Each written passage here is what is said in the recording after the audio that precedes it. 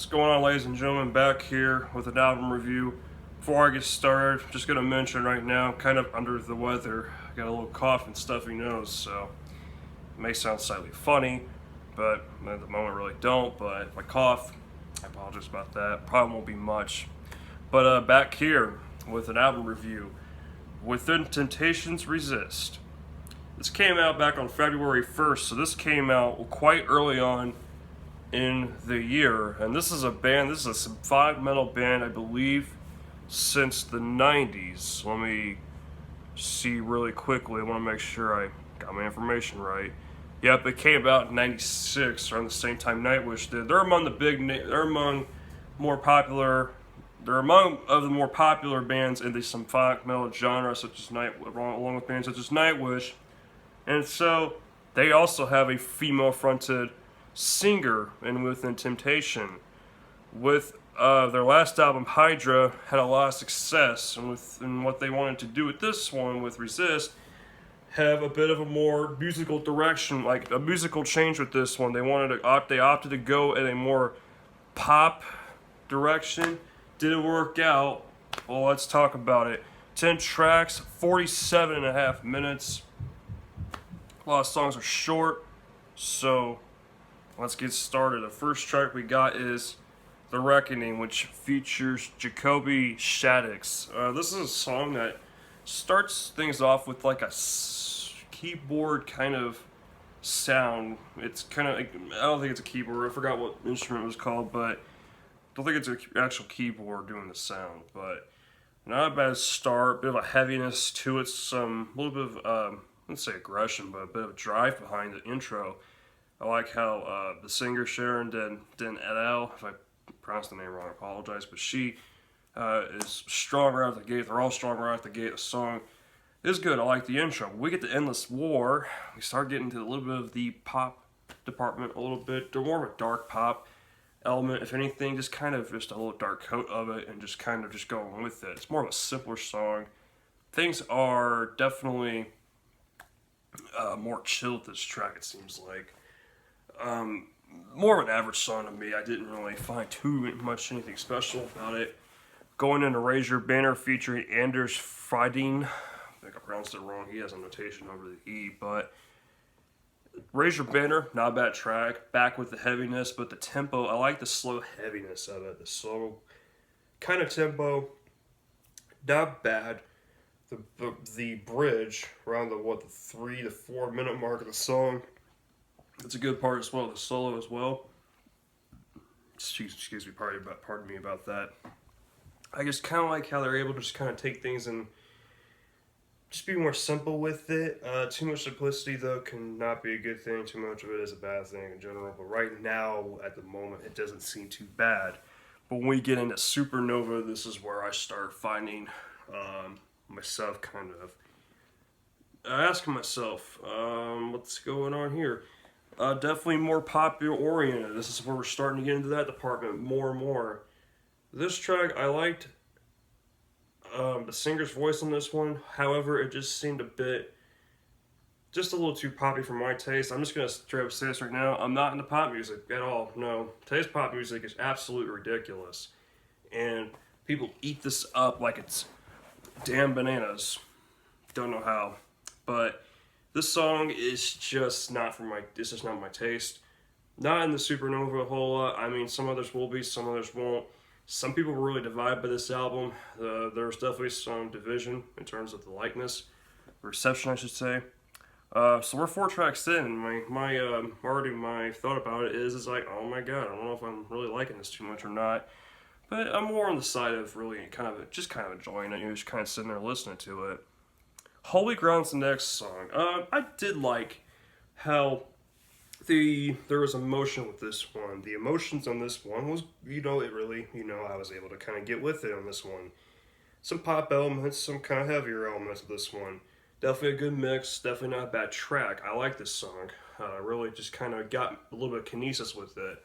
Definitely some movement. Not too bad, not over complex, but not really I wouldn't call it too simple.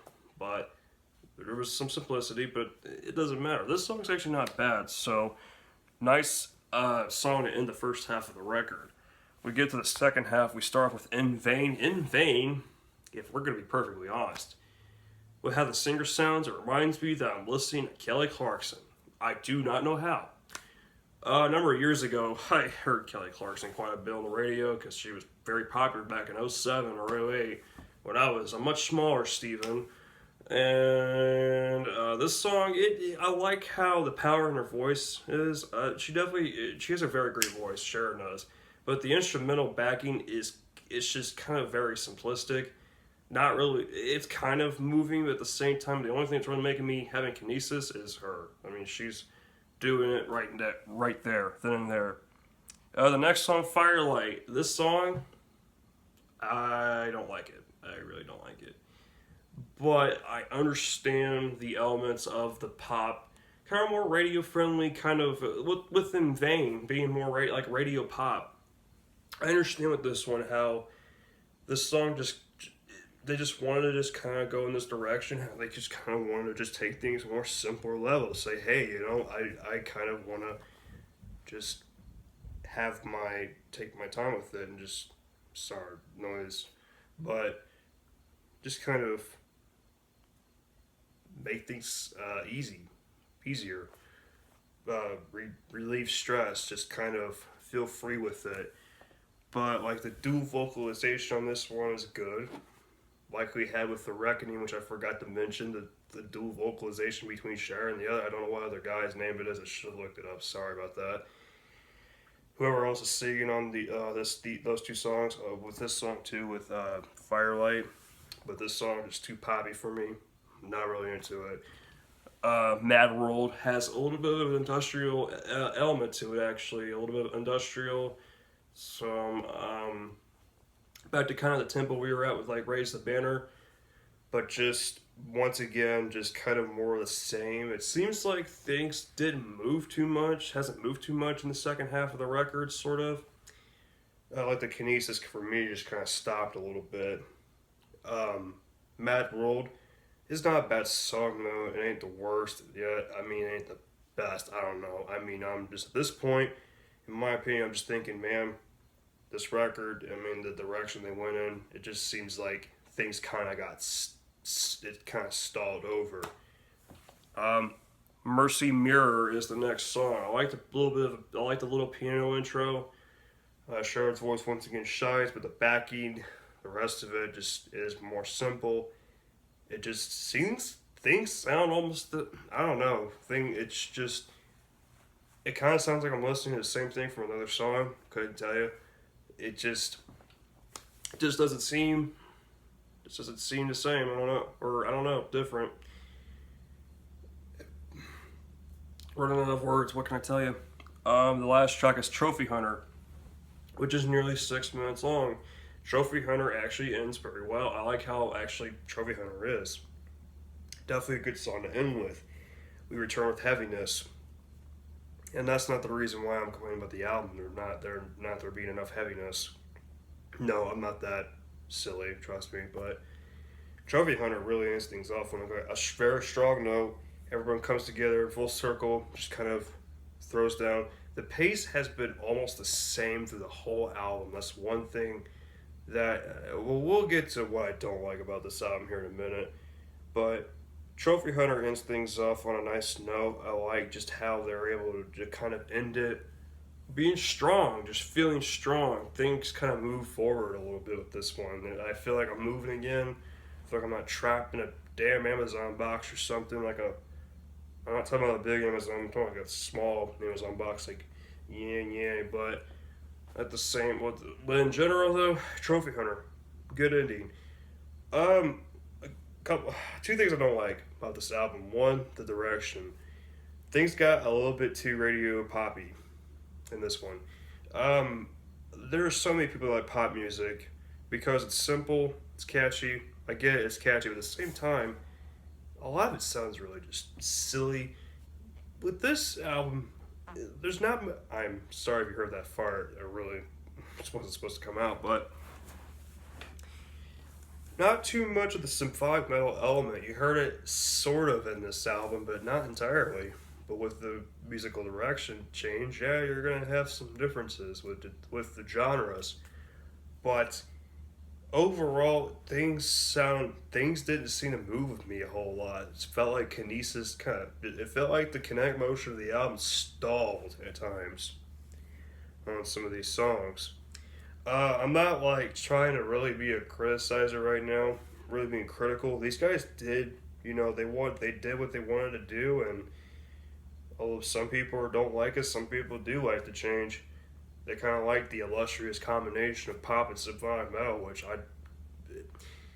symphonic metal. I mean, both of those genres, you could really make some. I think you could make some decent music with the two put together. But in this case, it just seems like they kind of got stuck on wondering what they wanted to do.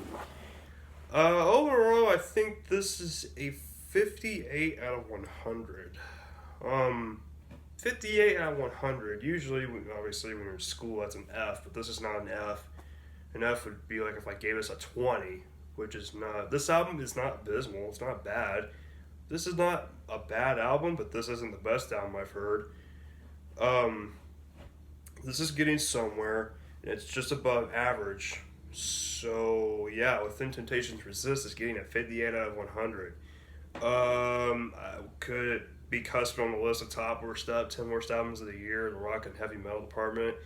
Sort of, not really. Could be the honorable mention if I have an honorable mention, but I mean, in this case, they try to do something different, and in my opinion, it just seems like it just kind of went nowhere at times. But not every song sucked to me.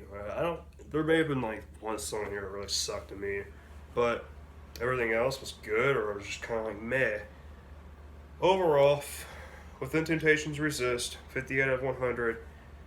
Next time, I will probably be talking about just the Slipknot review. I'm not sure when I'm going to be able to do it. My roommate has been kind of busy.